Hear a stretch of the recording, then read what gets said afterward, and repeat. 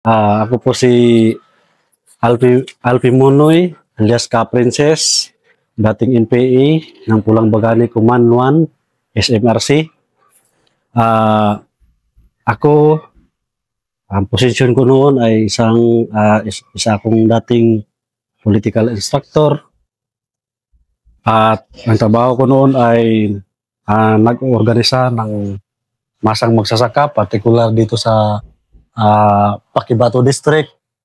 Tapos nagre-recruit ng mga kabataang estudyante, kabataang magsasaka para sumapi sa kilusan para yakapin ang yung sinasabing teorya ng Marxismo, Leninismo, Maoismo at yun. At saka gawain ko bilang isang PI ay nagbubuo ng mga organization sa community at saka nag-i-educate ng mga masang magsasaka para maintindihan nila kung ano talaga yung prinsipyo ng CPP-NPA-NDF para malaman nila kung ano talaga yung trabaho nila bilang masa. So, yun. Sige, ikwento mo nga ng kaunti. Kasi dito, ang tagal-tagal na ito, di ba? Ang tagal-tagal na. Bakit kailangan tuloy-tuloy na may edukasyon? Tuloy-tuloy na yung training sa mga masa. Ang masa, ikwento mo rin ko, ano ba yung masa? Yan. Yung sir, yung kapanahunan pa ni Tatay Parago, talaga, more on military works talaga noon, wala pang political works. Kasi noon, kung meron man, nandun lang sa level na UG or KTO. Pero hindi pa talaga solido yung mass base noon. Hindi pa talaga alam ng masa kung ano yung partisipasyon nila bilang masa, sa ano yung partisipasyon nila sa paglulunsad ng armadong pakikibaka, ganun. Hindi nila alam yun kasi wala pa silang sir. Hindi pa sila masyado na i-educate kung ano ang laman ng mga curriculum ng NPA, kumbaga sa PADEPA, BPC, IC. Kasi doon sa dokumento na yun, nandun lahat yung mga prinsipyo bilang isang kasapi ng CPP, lahat na yun. So, kinakailangan talaga na ma-educate sila, kung saan yan sila, kung sa kabila pa yan, kinakailangan talaga ma-educate ang masa para malaman nila kung ano talagang dahilan sir ba? Bakit naghirap tayo? Mga ganun ba? Bakit naghirap tayo? Bakit wala tayong lupa? Ganun. Wala tayong lupa, wala tayong mahal yung presyo ng mga bilihin, barato yung pagbili nila sa mga produkto ng mga magsasaka. Yun, kailangan nila malaman yun para kailangan nila maintindihan yun para kumbaga sir, yung hindi na sila mapunta doon sa government. Kasi ang black propaganda ang propaganda kasi ng NPA kasi palagi nang kinukumbinsi yung masa nga dapat dito ka lang sa organisasyon ng CPP-NPA-NDF. Ganon dapat. Yes, sir. Siloso siya. Oh, sir. Siloso siya na hindi pwedeng Oh, sir. Dapat dito lang. Kasi dito yung nagbibigay sa bundok eh. Kasi ang target talaga dito na iorganisa, palakasin ang armadong pakikibaka sa pamamagitan ng pagbubuo ng mga persektoral na organisasyong masa. Lalo na sa mga magsasakang sektor. Yun, sir. Kapag namulat ang masa, kung sa amin yan noon, namulat na ang masa, naintindihan niya kung ano yung direksyon ng demokratikong revolusyon ng bayan, kasi ito yung mga kadahilanan bakit tayo hahawak ng armas. Kasi mahirap tayo, naabuso tayo, Mga ganyan, mga maraming mga injustice, mga ganyan, sir. So, ganyan yung lagi namin ipaintindi sa kanila. Na kailangan, ikwento mo nga, ano mo nga, sige nga, na bakit kailangan kayong mag-armas? Ikwento mo nga yung logic nyo, ano yung tinuturo mo nun? Ito, sir, halimbawa, sir, minsan kasi may encounter ako na masa na wala siyang lupa. Yun, walang lupa. Tapos, kung mayroon mang lupa, hindi na kasi wala siyang financial. Wala siyang walang kapital, ganyan. Tapos, kung mayroon man siyang produkto, barato yung binibili yung produkto niya, hindi binibili ng saktong presyo. Ganyan. At saka yung walang libreng basic services, yung medical services, mga education services, yung walang libreng edukasyon ba. Yun yung pinaintindi namin sa kanila.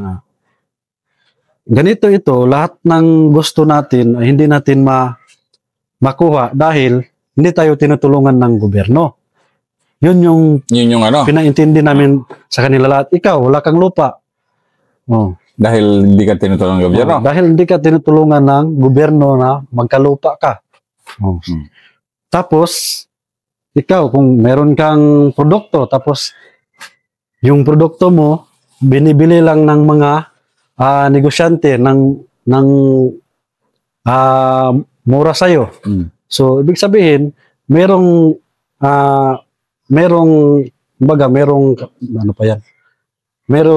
injustice na pamamaraan na ginawa sa atin bilang isang magsasaka.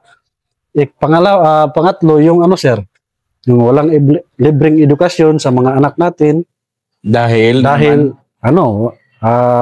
wala tayong pangtustos, wala tayong pang financial sa kanila, so hindi tayo tinutulungan yan sa gobyerno. Yun, sir. Gobyerno. So ano pa ang natin? Dapat sumali kayo sa organisasyon na si PPNP-NDF kasi ito yung organisasyon na tutulong sa inyo para makamit niyo yung gusto nyong abutin sa buhay ninyo. At pangalawa, sir, sinasabi namin na ang pinaka-principal talaga para makamit natin yung gusto natin ay sumali talaga sa armadong pakikibaka. Yun yung. At bakit armadong pakikibaka? Bakit armas? Kasi sir, pwede naman kayo mag-rally. Yes, sir. Naman. Kasi daw, sir, kung sa legal na pakikibaka lang daw, sir, hindi man daw isusuko ng pamahalaan or ng mga kapitalista yung kanilang mga ari-arian. So, mayroon man daw armado din ang gobyerno, mayroong PNP, mayroong sundalo, mayroong kapgo. Dapat meron ding armadong pakikibaka ang CPP-NP-NDF. At hindi yan mabuo kung wala yung partisipasyon ng mga masang magsasaka dyan sa bundok o sa kanayunan. Kaya nga, binubuo yung mga organisasyon nila para pag mabuo or ma-establish, mabuo yung mga organisasyon ng mga magsasaka, doon na makukuha ang NPA sa mga, yung sampa, doon mo nakukunin sa mga nabubuo ng organisasyon. Yun na yun? Yes, sir. Sampa ba ang term nyo sa mga bagong pasok, bagong recruit? Yes, sir. Sampa. Bagong sampa. Okay. So, sige nga. Port encounter. Sir? Port encounter, kay Jinggoy pa rin. Dito sa malakihang sir, malakihang tactical offensive ang ginagawa namin noon. Panahon ni Jinggoy. Pero, talaga yun, regional advice talaga yun, regional committee talaga ang nag-utos na maglunsad ng malakihang tactical offensive or baga, hindi na sa militar, kundi doon sa mga private company tulad ni Lorenzo Farm, particular dyan sa Barangay Mandog.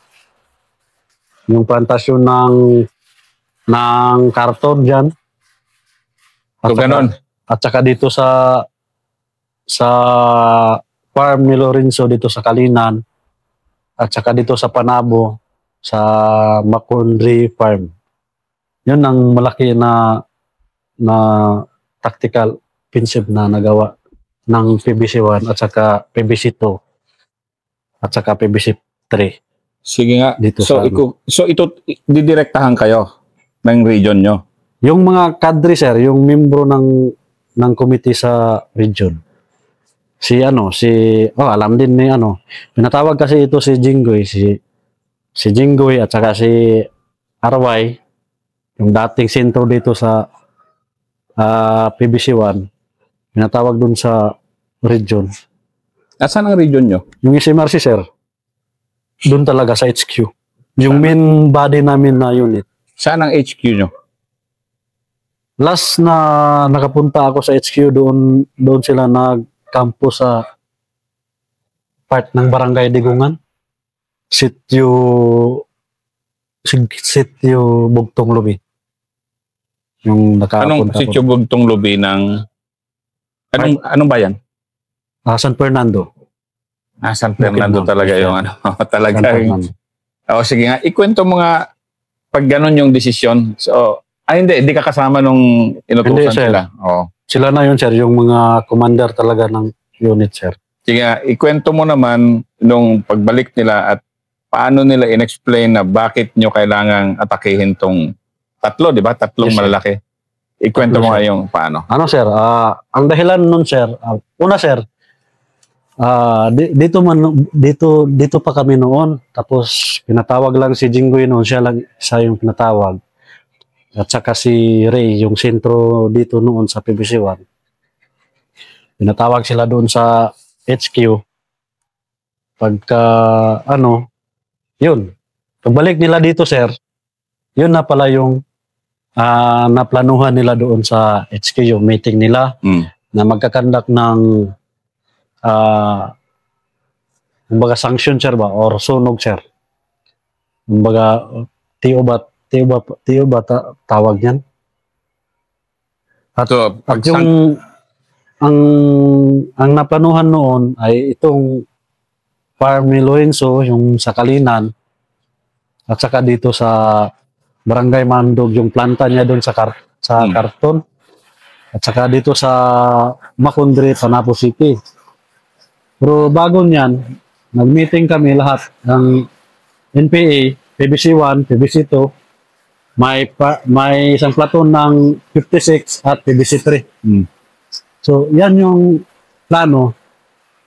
Dahil ang rason, ayaw nang magbigay ng ang pinaka-main reason doon, sir, is ayaw nang magbigay ng tax. Yun. Yes, sir. Yung may-ari ng kumpanya, sir, yung sasagingan, sir ba? Pagkatapos, pangalawang rason, maraming mga employee, mga empleyado ni Lorenzo na nagreklamo na yung wala na daw silang yung benepisyo nila, hindi na nila makuha. Tapos pangalawa, yung sweldo nila, sir, ay hindi daw makatarungan na sahod kasi mababa lang daw ang sahod nila. So yun yung mga reklamo ng mga masa noon, sir. Kaya nag-decision ang region na i-sanction ang Lapanday Food Preparation. So tatlong tactical yun na nilunsad ng NPA unit, sir. So, yung pag ganon, walang nagtatanong doon, go ka agad yun. Yes, sir. Kasi advice na yun ng ng region, sir. Masunurin lahat kayo dyan. Walang parang military rin na masunurin lahat yan. Yes, sir. Military na yan, sir. Military na gawain na yun. Kasi galing na yun sa taas, sir, na command, sir, na kailangan trabahuin na yung Lapanday. Kasi malaki na yung permission niya lalo na sa mga empleyado ng Lapanday Food Corporation. Maraming mga trabahante ng sagingan na nagreklamo daw. Tapos, Yung principal doon, sir, hindi na nagbibigay ng tax. Na yung panununog talaga na yan, talagang grabe talaga rin na epekto sa economy kasi marami rin ano. Dito kami, sir, sa Lapanday kami noon, sir. Sige nga, paano nyo ginawa? Una, sir, ang staging namin doon sa staging namin Barangay Fatima. Doon Yung kanina, yung barangay ni na Elmer kanina. Staging 1, 2, 3 yan, di ba? Yes, sir. So yun yung staging 1 nyo? Opo, sir. Okay. Pagkatapos, sir, sa sitio, anong sitio yun? Malapit lang sa Santo Domingo, sir, yung namin, yung staging namin. Yung final, yung staging... Kinuha kami ng, sir, ng panel. Ano yung panel? Yung truck? Truck, sir. Yung, 3 panel yun. 3 panel. Puno, lahat yun ng NPA doon sa panel. Sa loob, sir. Tapos, galing kaming Dominga. Tapos, dumaan kami ng Barangay Kalyawa. Tapos ng Barangay Kalyawa, ang next, Barangay Mandog. Doon kami. Barangay Mandog man yung target namin. Tapos yung isang kumpanya din, pumunta din sila sa farm ni Lorenzo sa Kalinan. Isang kumpanya din sila.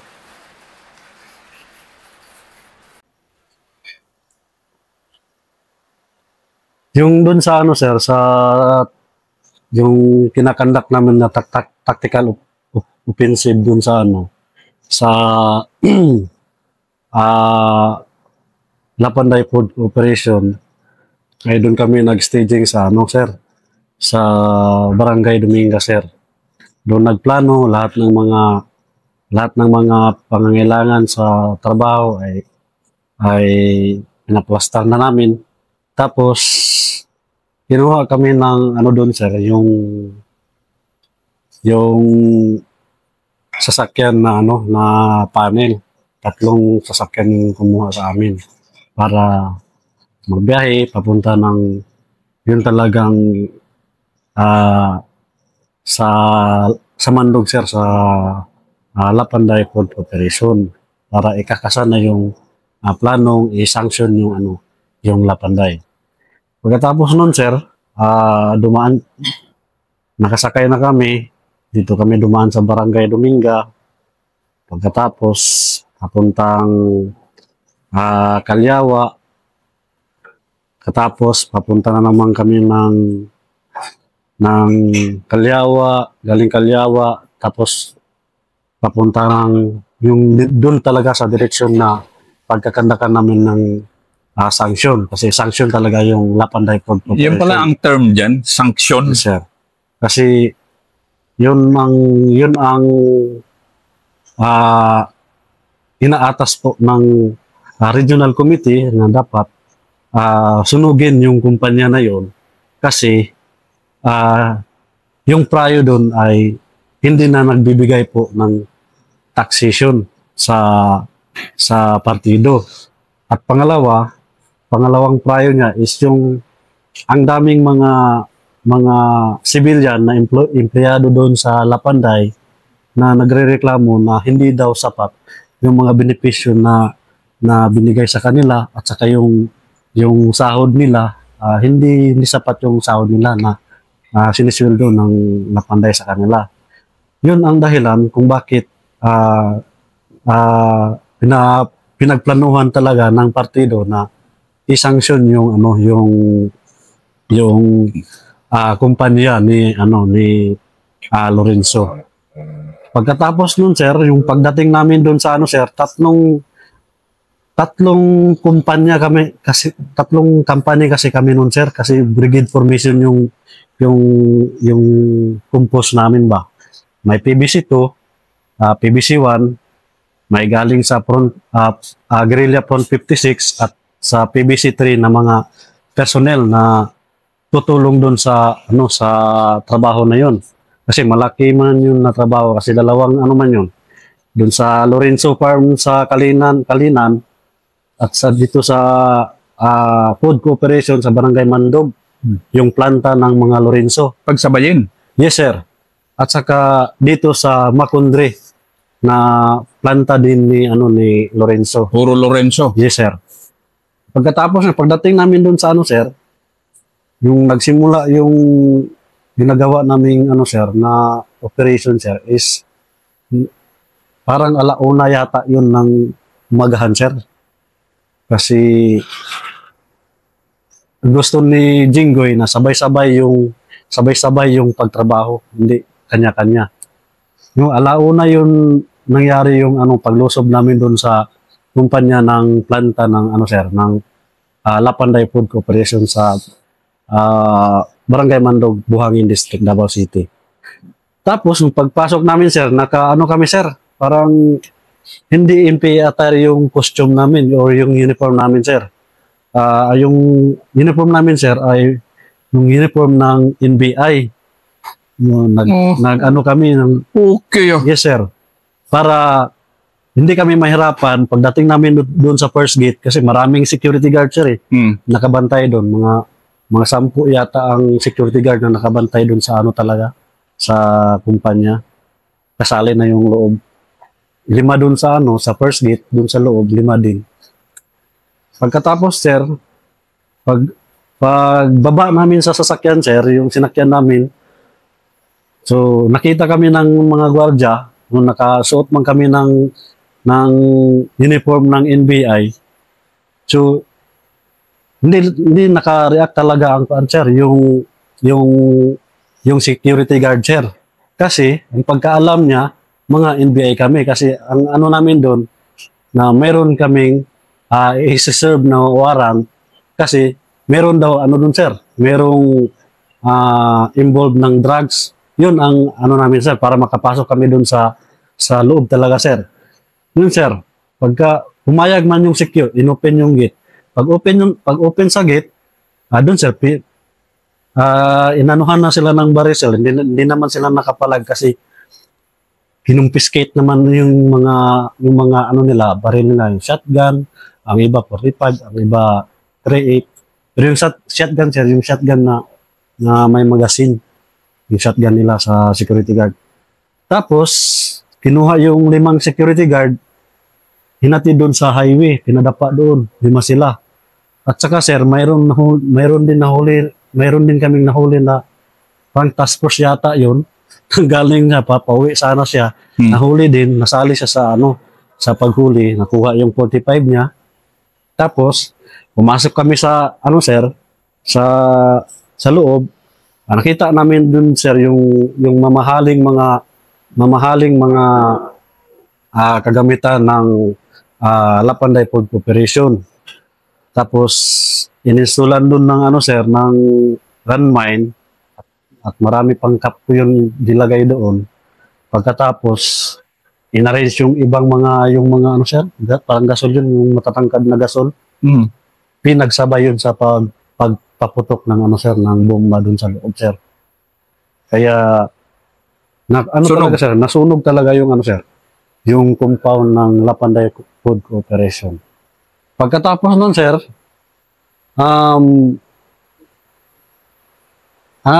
sir, kasi plan A, dapat walang putok, sir.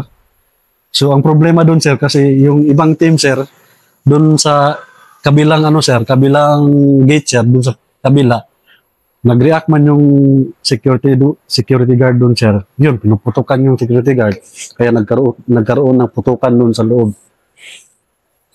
Pagkatapos ng namin pag-sanction namin doon sir sa Lapanday Food Corporation. Tapos maraming tao doon sa labas ng na nagtingin-tinginan. Pinaintindi namin sa kanila na ito ang dahilan, ang rason po na sinunog ito dahil hindi na po daw makatarunganon yung binibigay na sweldo doon sa mga manggagawa po sa sagingan sir. Kasi maliit lang po daw yung sweldo nila. At saka hindi po daw sapat benepisyo para doon sa mga trabahante po dyan sa kumpanya na yan, sir, kay Lorenzo. Pagkatapos, ang main talaga noon, sir, bakit siya sinunog yung kumpanya na yon? Dahil po, hindi na po siya nagbibigay ng tax sa partido. Kasi sa iyo, bilang PI noon, alam mo ba kung saan nanggagaling noon ang mga pondo niya rin? Naririnig mo o pinag-uusapan niyo? Una, sir, yung ano talaga, sir, yung ang mga pondo na kung saan kinuha, doon talaga yan kinukuha sa mga aliado namin, sir. Kung sa NPA, nagkakandak kami ng revolutionary taxation. Naghihingi kami sa mga kumpanya, kahit anong kumpanya, basta magbigay lang sila ng tax sa partido. Kung saan yung unit na naka-assign po dito sa particular ng Cotabato District or Davao City, hinihingian talaga namin yan ng taxation. So, hindi lang yan sa taxation, may iba ding paraan para makakuha ng malaking pundo yung dun sa international alliance sa ibang bansa po, sir. Yun yung yung sources niyo. ginagamit po yung mga ano natin, sir, yung mga katutubo na para magpunta doon, ginagamit doon sila para makahingi ng funding doon sa ano po, sir, sa international alliance po natin, sir, para sa funding po nila, sir. Pero ang kabaliktaran po noon, sir, ay hindi po yun napunta doon sa mga ano natin, sir, sa mga kaibigan nating mga katutubo dyan sa community. Yun lang. Nandun po yun sa ano, sir, doon talaga sa namumuno sa CPP-NP, sir, napunta ang pera. Hindi po doon talaga sa community. Kasi katulad nitong ginawa nyo, syempre sinunog nyo dahil hindi nagbabayad ng revolutionary tax. Pero ang dami rin pamilyang nadamay dyan, di ba? Yes, sir. Yung gaano rin, yung siyempre ikaw PI, nag-explain ka talaga doon nung sa mga tao na, Yes, sir. paano mo, Actually, sir, bago po namin yung kinakasal na plano na sunugin yan, alam po namin talaga na marami po talaga na maapektuhan ng mga empleyado dyan sa kumpanya na yan. Kasi mawalan sila ng trabaho, hanap buhay. Kasi dyan lang sila naka ano sa kumpanya na yan ba, para mabuhay sila. So, ang iba doon, sir, kasi ang iba doon na ano, sir, yun talagang ano, sir ba, yung trabahante dyan sa sagingan na yan, nanggaling mismo doon sa kanila yung demanda. Yung demanda nila, ano bang pwedeng gawin, ano bang pwedeng gawin para matulungan sila. So, wala kaming ibang magawa, kundi bigyan ng ano, sir, ng kumbaga, sa term namin, sir, silot, kumbaga, disiplina ba sa bigyan namin ng disiplina ang ano, kumpanya. So yan lang yun, sir, yung pwede namin paintindi sa kanila, sir, na kasi, sir, ang ibang mga tao doon, sir, galit man doon sa kumpanya na yan, sir. Dahil doon sa rason na wala silang sapat na benepisyo at sahod, yung kulang pa daw sa kanila yung ganyan, sir. So sa ganon na rason, tama yung sa inyo, tama yung ginawa nyo na pagsunog nung ano? Yes, sir. Kung sa amin yun, sir, sa kabila, sir. Tapos, nung pagkatapos nun, sir, wala kaming casualty dun, sir, dun sa Lapanday. Buo kami na bumalik dito sa yung winidruhan namin doon sa kayong kausap natin kanina, yung kausap mo kanina. Doon sa barangay nila, sa barangay Fatima. Tapos nakuha namin yung mga baril nila, 21 shotgun and 7 pieces na ano, na 3-8 and isang 45. Tapos yung doon naman sa ano, sir, yung kasama namin na ina-attack nila yung Lorenzo Farm doon. Kasi ang plano doon, atakin yun kasi i-confiscate yung mga maraming baril doon ni Lorenzo. Kasi ang ano doon, marami daw baril doon sa farm ni Lorenzo. Kaya nga, in-attack din yun doon. Nung pagkatapos noon, sir, Sa totoo lang, successful naman, nakakuha naman sila ng baril. Isang sniping rifle na na baril, Remington, at isang M14 at dalawang M16 at mga bala, sir. At saka, sir, pero meron din nagbuwis buhay doon, sir. Dalawang kasama namin, sir. May lumaban din ng security Yes, guard sir. doon. Lumaban ang sir, yung Blue Guard doon, sir. Sa Lorenzo Farm. Pero nasunog din nila. Yes, sir. Naiwan yung kasama namin yung dun, isa, sir. Yung dalawa, sir, naiwan doon. Yung patay, naiwan yung dalawa doon. Sa Lorenzo Farm. Sa Kalinan, banda. Tapos, sige nga, ikwento mo nga paano kayo umaatras. Kasi dito naman dito kayo bumabalik pa rin, di ba? Yes, sir. Galing kami dito noon, sir. Yung bago yan dyan dito kami noon, sir. Diyan Yan, kami yung nag-organisa. Doon kayo sa Toktok. Diyan kami nag-encounter, diyan kami nag-organisa ng mga magsasaka, nagbubuo ng mga organization. Pagkatapos yun, sir, kung saan yung mga recovery area, sir, na sir, na kailangan pa namin i-organisa yung mga masang magsasaka, sir. Yan na naman kami dadaan, sir. Papunta doon, sir. Sa Kalinan District, sir, na sakop. Diretso Turil na naman yan. Yes, sir. Pero, yung nagdesisyon kami na doon kami mag-staging sa Barangay Dominga, sir, kasi noong kapanahonan pa namin ay year 2016, yung tatlong platon siniparit. Kumbaga, ang area ng isang platon, yung Andoy, doon sa Kalinan District, ang isang platon ng Basil, dito sa entire Pakibato District, at yung isa naman ay dito part sa sa Buhangin District. Kumbaga, yung trabaho namin, sir, is more on political works, nag-i-establish ng mga organisasyong masa para yung purpose namin ma-establish ng organisasyon at makakuha kami ng maraming mga sampa o makapag-recruit ng mga bagong kasapi para maging NPA ulit. At yun yung purpose namin, sir. Dito sa Dominga, sir, kami man dyan nag-area, yung 2016, bago kami pumunta doon yung plano na i-TO yung Lapanday, sir, ba? Na-establish na yung doon, sir, yung underground mass organization ng mga magsasaka sa Barangay Dominga. Home level po yun. Kaya nga, doon kami nag-staging kasi yung lahat ng masa doon is very influenced sa CPP. Kasi hindi talaga kayo gagalaw kung hindi Yes, sir. kayo 100% Yes, na sir. inyo Opo, yung sir. Opo, sir. Kaya doon kami nag-staging, sir, kasi lahat ng masa doon very supportive sa NPA, sir. Amin talaga yung masa doon, sir.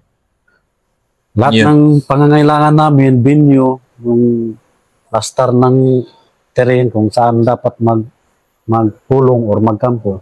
Yung masa na yung, sir, kinausap namin kung saan banda yung maganda kampuhan na malawak. Kahit yung mga kampo nyo sa pinakataas, masa ang tumutulong o kayo-kayo lang? Yung sir, yung hindi namin kabisado yung terrain, sir. Masa pa rin na magsasabi? Magpatulong kami sa yung masa na kabisado dyan sa bundok. O sa Talagang ganun kalalim yung Yes, sir. support ng masa sa inyo? Yes, sir. Minsan nga, sir, yung mag-encounter kami, sir, yung 2015 dito sa Sitio Kabunbon, sakop ng Barangay Malabog dito. Pag-withdraw namin, pagdating namin sa posting, sir, nagpahinga lang kami kunti. Meron ng kalabaw, sir. Merong yung parang kalabaw, sir, ba? Yung kanga, sir, kung sa amin tawag, sir. Doon yung malaking mga kaldero, sir. Kompleto na lahat yun, sir. May kanin na, may mga ulam na niluto. Masa yun? Masa talaga? Masa, sir. Ganon ka? Sila ang nag-prepare nun, sir, para pagdating namin dyan, sir, wala nang problema, sir. Makakain na kami, sir. Ibig sabihin, hindi puwersado yun. Hindi yung, Yes, sir. hindi takot. Hindi niya ginagawa yun dahil takot siya. Kasi nga, sir, meron ng established na organization ng mga masa, sir. Grabe no. To talagang hindi kayo Doon talaga kayo umaasa talaga na... Yes, sir. Yes, sir. Salig ug sandig talaga kami sa masa, sir. Kung sa Tagalog pa yan, sir, talagang sa masa lang talaga kami may tiwala. Sa pangangailangan namin, mabigay nila yung mga pangangailangan namin, sir. Kasi organized sila, sir, eh. Organized yung masa. Tapos, sir, yun sa Makundri na, sir, yan, yun, sir, yung isang kumpanya galing sa, ano, sir, sa food, sa Lorenzo Farm, sir, nakunan kami ng dalawang, ano dun, sir, dalawang kadre, squad leader yung isa, saka yung isa, vice platoon leader, sir, at may wounded din, sir, na nadala ng kasama namin, sir. Pag yung nag-composite na kami, sir, ba? Saka yung doon sa Makundri, sir, successful naman yung trabaho nila doon. Nag-abot din kami. Lahat ng mga ano yun, sir, yung, talagang yung masa noon, sir, yung parang happy, sir, na yung lahat ng tactical offensive namin na nilulunsad ay sa kanila ay masaya sila dahil successful yung mga ginagawa namin tactical offensive, sir. Tapos, sir, yun, sir, yung kasi sir, malumural kasi minsan yung mga kasama kahit may ano kami, sir, ba? May panalo kami, sir. Kahit may panalo kami, pag once na merong kasama na namatay, malumural talaga yung mga kasama. So, kinakailangan talaga namin na mag-assessment, mag-consultation, kumusta sila, kung okay lang ba yung prinsipyo nila, kung hindi ba sila nalumural, ganun, sir. Kakausapin namin sila para kung nalumural man siya, ipaintindi namin sa kanila na para saan ba itong ginagawa nating pakikibaka. Para saan nga ba? Yung isa lang ang masagot namin dyan, sir, ang pakikibaka natin ay para ito sa sambayan ng Pilipino. Hindi ito para lang sa atin, kundi para ito sa sambayan ng Pilipino. Yan, yun, sir. Yan ang fifth episode. Ang ganda ng pag-explain mo, eh. Kasi yan ang fifth episode ni Yes, sir. Ka-Princess.